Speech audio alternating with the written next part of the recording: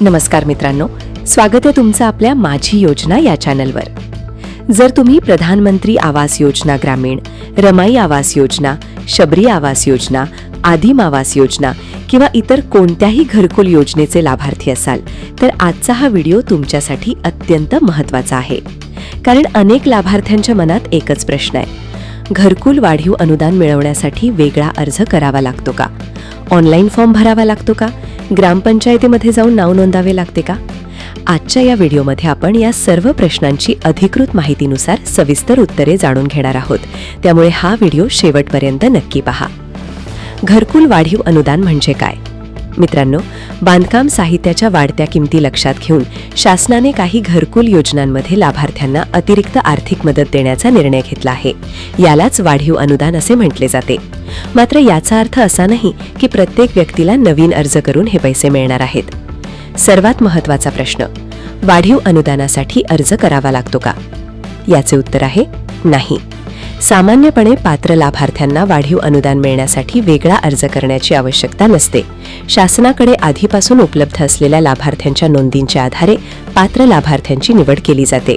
मग पैसे कसे मिळतात? जर तुमचे घरकुल पात्र असेल तर बघा, तुमचे नाव संबंधित योजनेच्या लाभार्थी यादीमध्ये असणं आवश्यक आहे. तुमचे घरकुल मंजूर असावे, बांधकामाची प्रगती शासनाच्या नोंदींमध्ये अपडेट असावी, आवश्यक टप्प्यांची पडताळणी पूर्ण झालेली असावी. यानंतर शासनाकडून वाढीव अनुदानाचा हप्ता थेट तुमच्या बँक खात्यात जमा केला जाऊ शकतो. कोणत्या गोष्टींकडे लक्ष द्यावे? अनेक लाभार्थ्यांना पैसे उशिरा मिळण्यामागे काही सामान्य कारणे असतात. उदाहरणार्थ, आधार बँकेशी लिंक नसणे, बँक खाते बंद असणे, घरकुलाची माहिती अपडेट नसणे, बांधकामाची नोंद अपूर्ण असणे, आवश्यक कागदपत्रांची पडताळणी बाकी असणे. म्हणून या सर्व गोष्टी वेळेवर पूर्ण आहेत का याची खात्री करा. ग्रामपंचायतीमध्ये जावे का? जर तुमचे घरकुल मंजूर झाले असेल आणि अजून वाढीव अनुदान मिळाले नसेल तर एकदा ग्रामसेवक, पंचायत समिती किंवा संबंधित घरकुल विभागामध्ये जाऊन तुमच्या प्रकरणाची माहिती घेणे योग्य राहील. तेथे तुमच्या नावाची स्थिती, हप्ता मंजुरी, पडताळणी आणि इतर माहिती तपासून सांगितली जाऊ शकते. कोणती कागदपत्रे जवळ ठेवा? जर पडताळणीसाठी बोलावले गेले तर Aadhaar card, bank passbook, mobile number, घरकुल मंजुरीची माहिती, आवश्यक असल्यास फोटो ही कागदपत्रे जवळ ठेवा. अफवांपासून सावध राहा. सध्या सोशल मीडियावर अनेक चुकीचे मेसेज फिरत आहेत, जसे 100 रुपये भरून अर्ज करा, ऑनलाईन फॉर्म भरल्याशिवाय पैसे मिळणार नाहीत, एजंट मार्फत नाव नोंदवा. अशा कोणत्याही अफवांवर विश्वास ठेवू नका.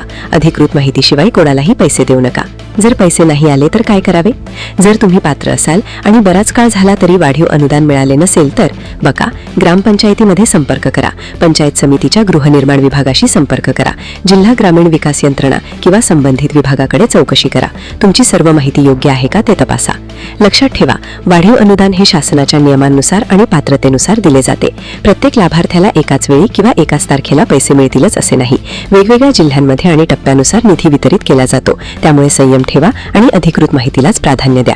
तर मित्रांनो, घरकुल वाढीव अनुदानासाठी बहुतेक प्रकरणांमध्ये वेगळा अर्ज करण्याची आवश्यकता नसते.